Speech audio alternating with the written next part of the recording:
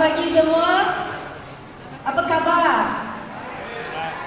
Thank you everyone for coming today and joining us at our Malaysia Day celebration titled Kampung Tunku, Kampungku. So I'm not sure if you caught bits of the video just now, but the reason why we called this event actually Kampung Tunku, Kampungku was inspired by me having the opportunity to talk to you all, the residents of Dun Kampung Tunku.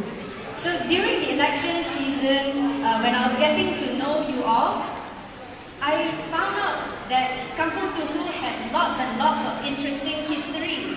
Usually when people come to Petaling Jaya and they think of Dun Kampung Tunku, they think of a lot of residential units, house, and then maybe SS2 where the commercial center is. But the public doesn't know that our area, our kampung, has lots and lots of rich history. So with this event, we have brought to you performances from our homegrown Kampung Tunku talents. So to your right, you will see later the students from SK Kampung Tunku. They are a dance troupe called Kawana Tari. And I'm told that they've actually gone to France to participate in dance competitions and come back as gold medalists. So give them a round of applause. And then if you look to your left, there are all these gambar, all these portrait of people whose faces are made out of food. This is called the Rojak Project. It is run by one of our own SS3 girls, Rachel Lee. Rachel, can you please wave to the crowd? So please feel free to talk to Rachel. And now talking about history, sejarah. Did you know where Kampung Tunku's names come from? Because of Tunku Abdul Rahman, right? So we have actually gathered photos from SK Kampung Tunku that actually show our Bapa Kemerdekaan Tunku Abdul Rahman visiting and officiating the school. So that's at the back. And also, we have descendants of the Chinese Kapitan Yap Aloy with us today who also live here. So this is an event for Kampung Tunku, by Kampung Tunku, to Kampung Tunku and the rest of Petaling Jaya. So I hope you all enjoy yourselves today. Enjoy yourselves taking photo with the exhibitions and also our YB Tony who is here today. Outside there is food from our local traders also. So enjoy yourselves and do tell your friends about all the good things that Kampung Tunku has to offer. Thank you very much.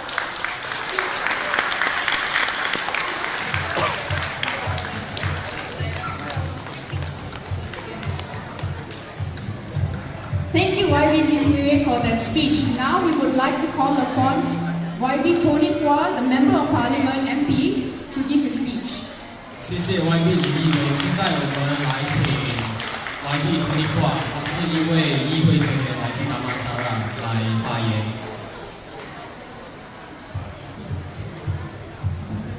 Masih kepada Tuan dan Puan Pengerusi Majlis, Cip Pengerusi Majlis yang cukup muda, cukup berbakat pagi ini.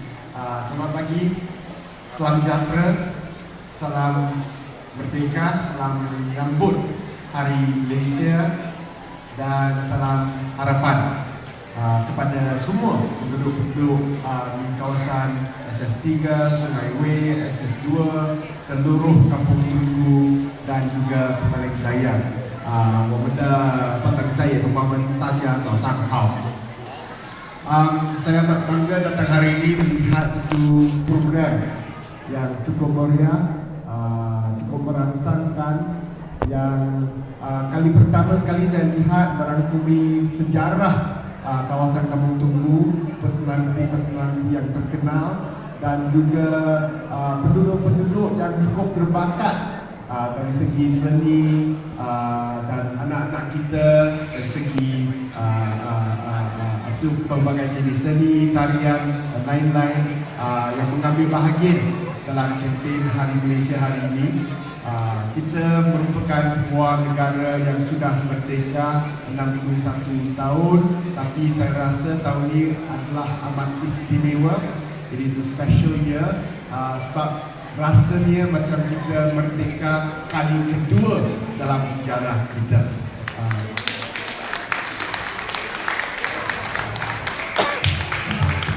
Terlebih dahulu, saya rasa kemerdekaan kedua ini adalah satu pencapaian daripada rakyat Malaysia, dan saya di sini bagi pihak adun kita, Saudari Lim Wei, saya sendiri bagi Pakatan Harapan mengucapkan terima kasih, ribuan terima kasih kepada semua penduduk-penduduk yang ada di Petaling Jaya, pengundi-pengundi yang ada di Malaysia kerana memberikan sokongan yang cukup padat kepada kami untuk memenangi pilihan raya yang lalu, bukan sahaja di Tun, di negeri Selangor, tetapi juga di Kerajaan Persekutuan. A big thank you to all you Malaysians for creating history, for making change happen and having a different future for Malaysia.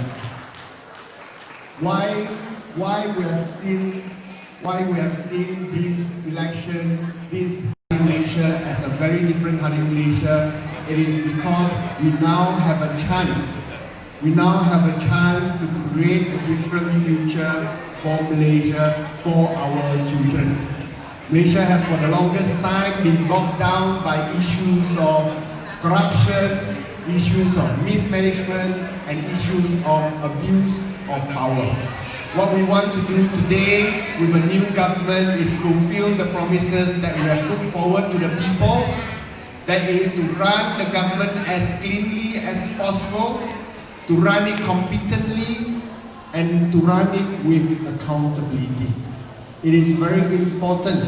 It is very important for us to set the institutions right again. And I think we have done, even in the initial few months, a lot of things to bring us back onto the right path. Very simple examples we can see that administrators, the new leaders of the government are appointed not by race but by ability. Never before in our history we could imagine after 44 years another perhaps non-Malay being appointed as the finance minister or a non-Malay being appointed as the Attorney General. But it has happened. It has happened not because they are non-Malays or Malays. It has happened because they are the right people for the job. When Dr. Mahathir appointed Tommy Thomas as the new Attorney General, what he said was, we need the best lawyer in Malaysia to make sure that those who have stolen, those who have robbed from Malaysians are given their day in court, and we will have a competent and complete comprehensive case against these robbers so that they will be put in jail when the day of judgment comes. So those are the, and we cannot afford to fail. And to ensure that we don't fail, we have to have the right and best person for the job. And it is a great start for Malaysia because Malaysia should be about Malaysians. All Malaysians standing together as one, working for this country regardless of race or religion. And the challenge now is for Pakatan Harapan to prove that despite believing in multicultural diversity, despite believing in various ethnic groups leading this country, a truly multiracial coalition, okay, we will actually benefit the people of Malaysia more than ever before. We will ensure that those who are poorest, and in this country, unfortunately, we understand that those who are poorer involves majority of Bumiputras. We will ensure that despite having a multicultural leadership at the top of the coalition, we will benefit these poorer Bumiputras more to show that we rule not by race, we rule by the needs of the people of Malaysia.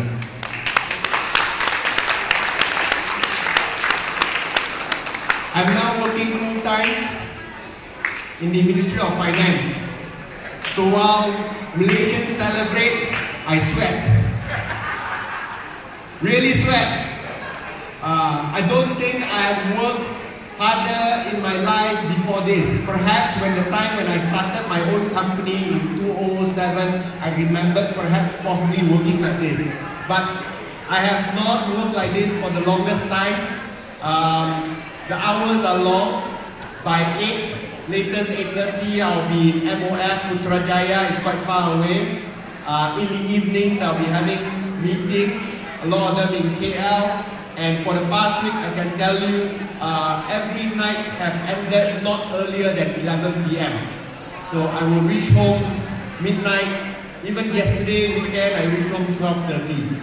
So I can only say that we are working hard towards reviving our economy. We are working hard towards making our state of finances for the federal government viable again. It is not easy. It is worse than what we thought. When we designed our alternative budget, when we designed our manifesto, we thought the situation was bad, but we can still make do.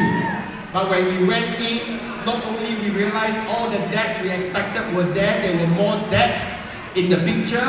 As you have read from the statements in the media, Tun Dr. Mahathir have stated that our debts and obligations have effectively exceeded 1 trillion ringgit. We have also discovered that the previous government has overstated its revenues, which means that they claim to have more money than it actually had. So what happened?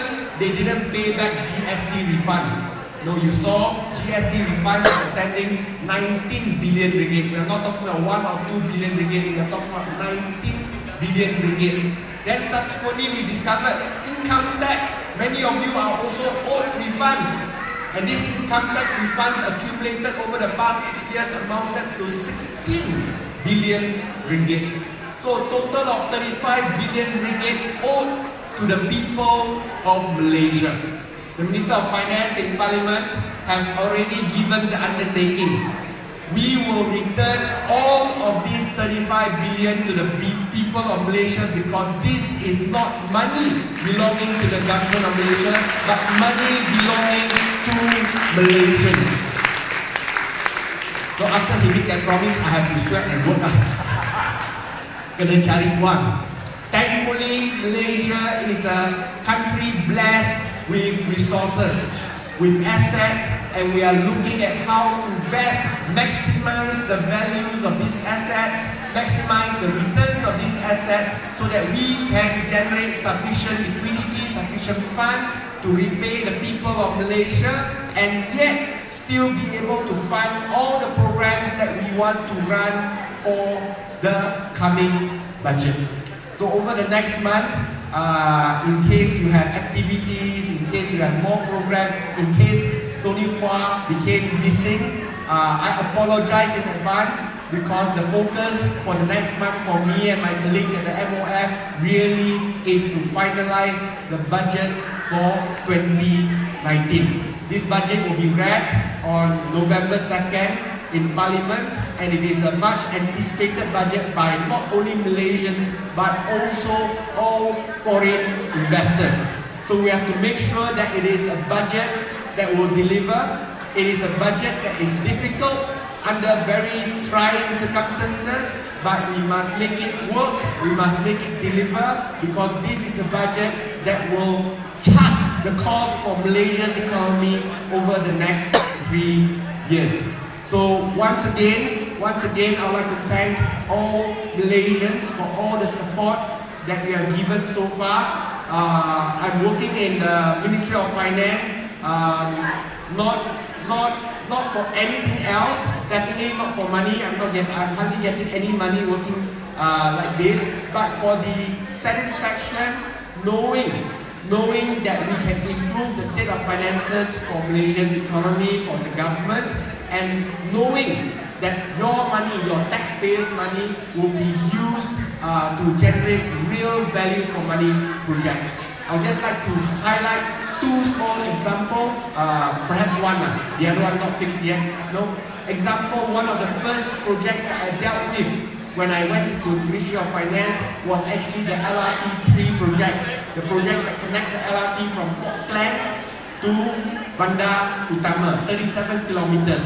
We have discovered that the project cost has bloated and inflated to a shocking 31 billion ringgit, a figure that was never disclosed before.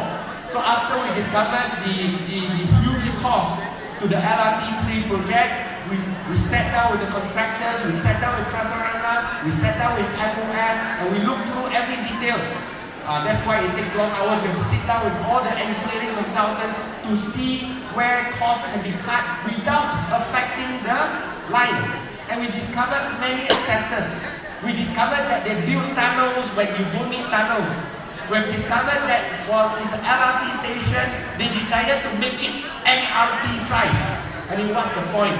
And we have discovered that while the consultant said, you just need 42 sets of 2-car trains, they tendered for 42 sets of 4-car trains, and subsequently they did a variation order of 6-car trains for the LRT system that will last 100 years, by which time these trains will all be non-functioning after that. So we worked and we managed to actually reduce the cost of the LRT3 from 31.6 billion to 16.6 billion, a saving of 47%. That's 15 billion ringgit. And I can tell you, even if I get no pay for the rest of my 5 years in MOF, if I were to stay in MOF, okay, no other job can give you that sort of satisfaction to be able to save from just one project 15 billion ringgit.